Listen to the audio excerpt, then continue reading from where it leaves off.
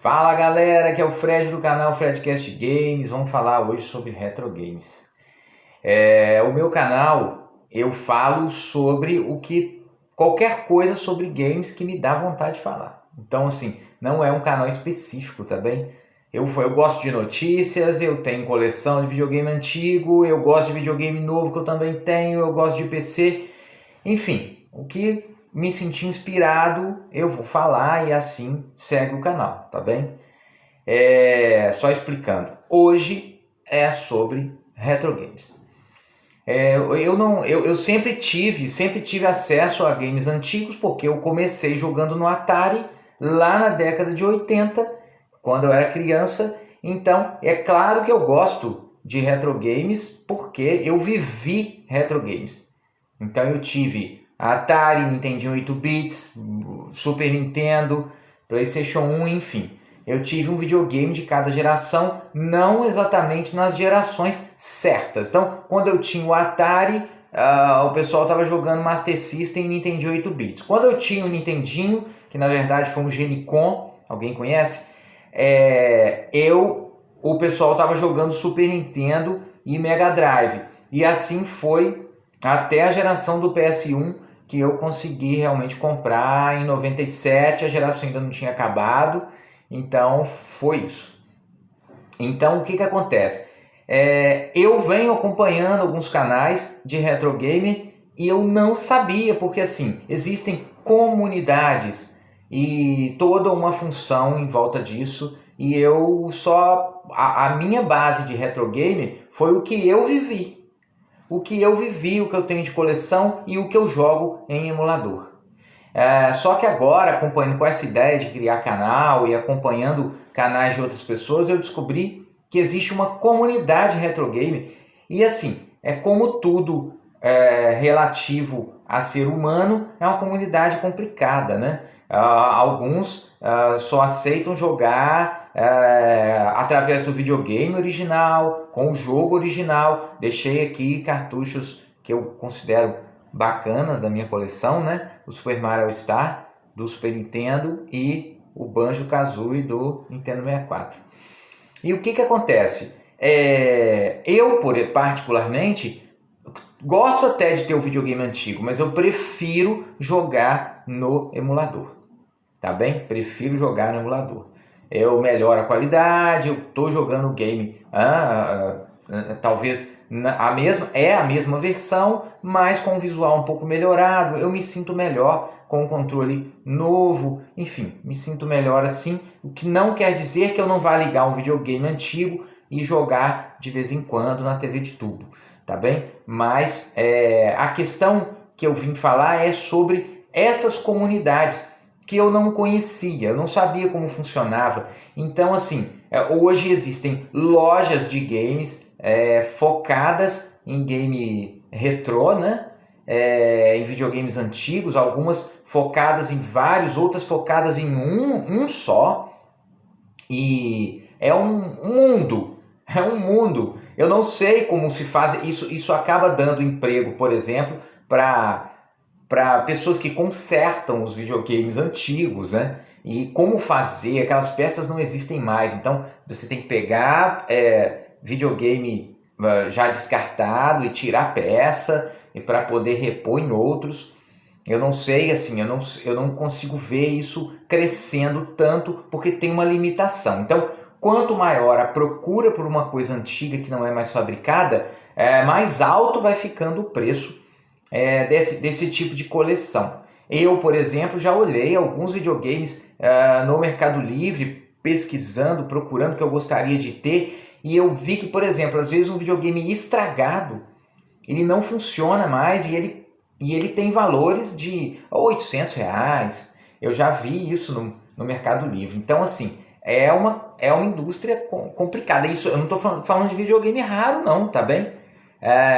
Tô falando de videogame meio que comum, assim, no Sega Saturno, que não é comum, mas nem tanto, sabe? Então, eu tô vendo que é um mercado complicado de retro game, mas para algumas coisas que tinham demais, por exemplo, Atari 2600, é relativamente fácil de achar, e relativamente barato de comprar, tá bem? Se você não for escolher a fita, o que vai vir, né? E pode vir com qualquer fita, e assim, para uma coleção é bem bacana, porque dependendo da fita pode ser mais caro, apesar de que fitas que todo mundo jogava, Enduro, Pac-Man, são fitas que tem bastante ainda para serem vendidas, então não é uma coisa tão cara. O problema é quando a pessoa vai querendo partir para um lado de uma coleção de itens raros. Aí sim você vai gastar muito dinheiro com isso. Outra coisa que eu vi esses dias que eu não conhecia é o tal do Everdrive. Funciona assim, é um cartucho, uma fita, por exemplo, existe para Nintendinho 8 bits. Falando em Nintendinho 8 bits, eu quero falar depois sobre o emulador, enfim, vou falar. Então, você, por exemplo, o Mega Drive, aí você compra esse tal do Everdrive, que é um cartucho, uma fita. E aí você coloca um micro SD com as ROMs. As ROMs são os games que você vai baixar na internet. São os games mesmo, os games do videogame que eu tô falando do Mega Drive, né? Do Mega Drive. E aí você coloca ele na fita que chama Everdrive e ali o videogame vai rodar. Então, como eu vi o vídeo e entendi, não é uma emulação. É o videogame, é o processador, tá tudo sendo processado através do videogame. Ele está entendendo ali que você colocou o cartucho do jogo, mas na verdade ele está rodando através do cartucho que se chama Everdrive, puxando do micro SD e as ROMs que você colocou lá dentro. Achei interessante para quem prefere jogar no videogame. E assim, é um jeito relativamente mais em conta, né? Você vai gastar só com videogame com o tal do Everdrive, se você quer jogar através do videogame. É opção, entendo quem prefere colocar a fita lá do jogo original, eu até compreendo também. A outra coisa que eu queria comentar, me perdoem que eu não sabia, mas dá para entrar em emulador. Eu vi uma reportagem esses dias de emulador, os 10 melhores emuladores do Nintendo 8 bits. Mas como assim 10 melhores? Como assim? A última vez que eu baixei emulador de Nintendo 8 bits, existiam, sei lá, 1 ou 2 emuladores. E a reportagem explicava os 10 melhores emuladores para PC. E aí eu entrei para ver, olhei um por um. Tem emulador, gente, que dá para jogar online os games que eram multiplayer do Nintendinho. Online e com mais de uma forma de jogar o online. Eu achei assim, o jogar online é essa ideia mesmo, tá? Se o game era para 2 pessoas, vai ter outra pessoa com você, mas mais de uma forma de fazer funcionar. Eu não sei explicar as formas, tá? Mas de fazer funcionar o online. E assim, eu fiquei surpreso e até curioso. Eu vou ainda fazer esse teste um dia. Vamos com calma. Queria passar essas ideias para vocês. Para quem já sabia, ótimo. Mas eu me considero retro gamer, tenho uma coleção, mas eu não sabia. É difícil acompanhar tudo, né? É notícia demais, é muita coisa que vai acontecendo e às vezes alguma coisa vai ficando para trás e isso é ótimo. Desculpe. Igual música antiga. Eu descubro música, eu gosto de rock, eu descubro música da década de 70, de 60, de 70, de 80 até hoje.